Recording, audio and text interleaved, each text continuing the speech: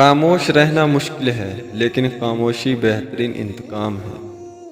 جو لوگ عقل مند ہوتے ہیں وہ مذاق باز سے بھی نصیحت حاصل کر لیتے ہیں۔ اس شخص سے ہرگز محبت مت کرو جو اللہ سے محبت نہیں کرتا، کیونکہ جو شخص خدا کو چھوڑ سکتا ہے وہ تمہیں بھی چھوڑ سکتا ہے۔ آپ کے اخلاق کی قدر بھی لوگ اس وقت کریں گے جب آپ کے پاس طاقت اور دولت ہوگی۔ غریب کتنا ہی خوش اخلاق کیوں نہ ہو، بیوقوف لوگ اخلاق کو کمزور سمجھتے ہیں۔ جب کام زیادہ ہو تو سب سے پہلے وہ کام کریں جو آپ کے لیے اہم ہو۔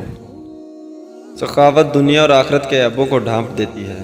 اپنے اوپر سب سے زیادہ ظلم کرنے والا شخص وہ ہے جو اس شخص کی عزت کرے جو اس کی عزت نہ کرتا ہے، اس شخص سے دوستی کرے جو اس کو نفع نہ پہنچا سکتا ہو، اس شخص کی تعریف کرے جو اسے نہ جانتا ہو۔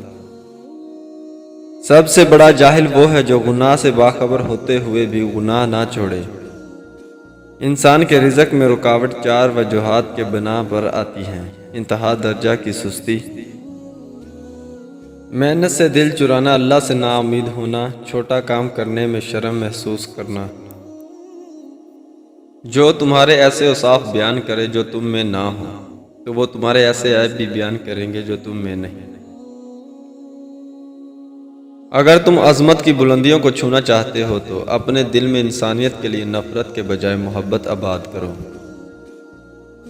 رات کو سونے کے بعد قیدی اپنی قید کی تکلیف اور بادشاہ اپنی سلطنت اور دولت کے احساس سے باخبر ہو جاتے ہیں۔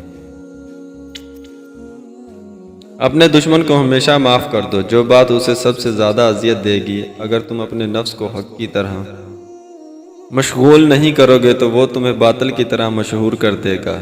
زندگی استاد سے زیادہ سخت ہوتی ہے۔ استاد سبق دے کر امتحان لیتا ہے اور زندگی امتحان لے کر سبق دیتی ہے۔ سورۃ الشمس میں اللہ تعالیٰ 11 قسمیں کھانے کے بعد فرماتے ہیں: وہ شخص کامیاب ہو گیا جس نے اپنے نفس کو پاکیزہ کر لیا۔ غربت میں بھی کبھی افسردہ نہیں ہونا چاہیے، اللہ کی طرف سے یہ ایک آزمائش ہے۔